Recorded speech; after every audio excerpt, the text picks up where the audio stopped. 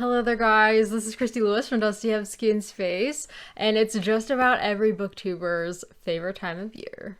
That's right. Victober is coming, so I'm sure y'all are just as excited as all the booktubers are. So let's jump in to the TBR. Okay, so I had it all set up and then it disappeared on me. Okay, here we go. So if you don't know, Victober, I always forget to introduce the readathons before doing my TBRs. So I'm going to remember this time. Victober is a readathon running through the month of October that is Victorian themed. So you can read any Victorian literature. I guess I should probably look up and tell you what the dates are for the Victorian period. The Victorian period was, no, not right now. Okay. 837 to 1901.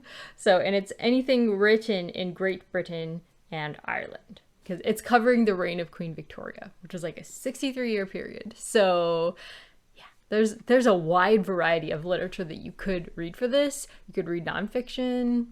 I'm going to be reading a lot of nonfiction because I just recently made a rule for myself that I want to fit in more nonfiction. So I'm alternating fiction with nonfiction. So I have a lot of nonfiction recommendations that are about the period. They're not actually from the period. So that doesn't technically fall under Victober guidelines, reading about the period, but that's okay. I'm just going to do it my own way. So I have plenty of literature, though, that counts for Victober. So the host of this lovely readathon, I don't know, how many years has Victober been happening? I'm not actually sure. But I believe Katie from Books and Things was the originator. She was the inventor. And so the current hosts are Kate Howe from Kate Howe, Petra Yu from Petra Ustima. I'm not sure actually how you pronounce that, but her channel is Petra Yu. And so I'm going to link all the people down below. Did I say Kate Howe? Yes, I did. Roz from Scally Dandling About the Books. And Marissa from Blatantly Bookish. And honestly, I couldn't have picked a better crew myself. So I just love all these ladies, and I just would do anything that they're involved in. So let's start off with, okay, there's so much. Kate Howe is all over this. I'm in Kate Howe's Victorian Patreon. So if you're not, you should be. Definitely. If you're interested in Victorian literature at all, go join Kate Howe's Patreon, because she does Victorian stuff all the time. Her Victober love is just all year round. So she's doing a buddy read with quite a few of her patrons. It's not a patron buddy read specifically. I think probably anybody who wants to join could, but it's a buddy read of The Pillars of the House by somebody young. I don't remember. Anyways, it's my first book by this author, but I know The Heir of Redcliffe was one that I meant to read with Kate Howe a while ago, and I know that I'm just gonna love her. Charlotte Marie Young, I think that's right. Yeah. So, and then so the nonfiction that I'm planning to read after I really work on that is The Five by Hallie Rubenhold, and this is about the victims of Jack the Ripper, and it's some of the women that he killed. So it's focusing on the women and not on Jack the Ripper, which I love. I'm a big fan of focus on the victims when it comes to these kinds of tragedies. Next, I want to read The Way We Live Now by Anthony Trollope. I just recently listened to a Trollope, and I feel like he's great for audiobook. He's just a good time on audiobook. So I actually started The Way We Live Now like a month or two ago, and I didn't get very far because it was so long, but I wanted to kind of know what kind of a book it is, and then this was chosen as the group read. Super excited for it. So, and then another thing for nonfiction that I want to read is something that Tony recommended to me. Tony's a subscriber. You guys might know him. He's frequently in the comments of lots of all of your favorite booktubers. So I asked him for some recommendations, and he gave me several really good sounding ones. So he also recommended The Five, as did Jennifer Brooks, and somebody else as well on Instagram recommended The Five. So that sounds like one that I definitely want to get to. I am a true crime fan, in moderation. I can't handle too much true crime because I'll start getting nightmares, but I like a little bit of true crime. So the one that another one that he recommended was London Labor and the London Poor by Matthew Mayhew, which he said is like super influential when you're reading today's thinkers.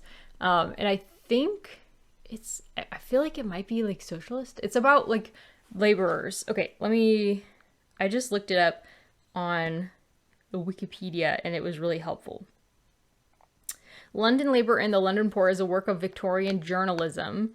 In the 1840s, Matthew Mayhew observed, documented, and described the state of working people in London for a series of articles in a newspaper, the Morning Chronicle, which were later compiled into book form. So the nice thing about this is I could just read a couple articles. It's a gigantic book. He clearly wrote a lot on the subject, but I will probably just read a couple articles. So just to learn a little more about the period and satisfy my hankering for nonfiction. And then next we have Carmilla. Actually, is that a French book? I don't know. It's written during the time period. I forgot to check where it's written, but that's for Victoria's Patreon. So maybe that might not count. That might be French. Regardless, it is written during the period. So I think it'll fit in there. But just in case it doesn't count, I do have Dracula down here as well. And I'm excited to be pairing these two things. So Victoria's just started a Patreon. This will be our second group read. Super excited about it. Carmilla. Dracula, I chose because this is one that I can't believe I've never read it. I'm 31 years old. I'm an English major. How have I never read Dracula? I've been on BookTube for like 4 years. How have I never read Dracula? So yeah, I'm excited to try Dracula. Finally! And the cool thing about it is it counts for Kate's challenge. For me, it counts for Marissa's challenge because it's a new author to me. And for Petra's challenge because it's written in first person. What was Kate's challenge? I can't remember what Kate's challenge was. She gave me so many great examples, but I watched her video like a week ago. I forgot to write down their challenges. But yeah, definitely all of their videos are worth watching because they just offer a whole slew of books that would count for their Victober challenge. So yeah, I highly recommend watching all of their announcement videos. And then the next nonfiction book I have down here is The Case of the Murderous Dr. Cream, which is another case of true crime about the Victorian period.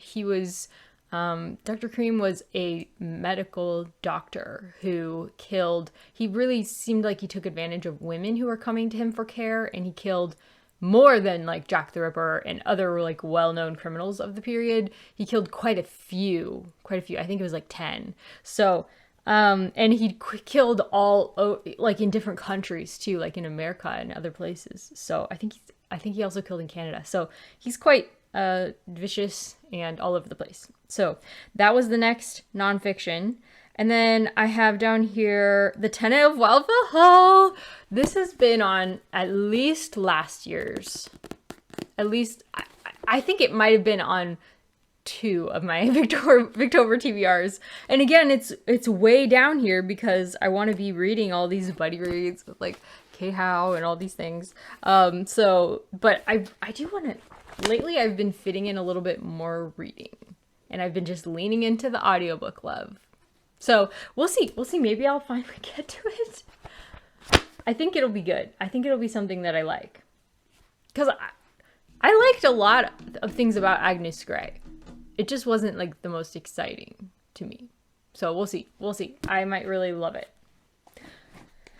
If I can, I want to read it physically because I think that was my fault with Agnes Grey. I think if I'd read the whole thing physically, I probably would have enjoyed it more. But anyways,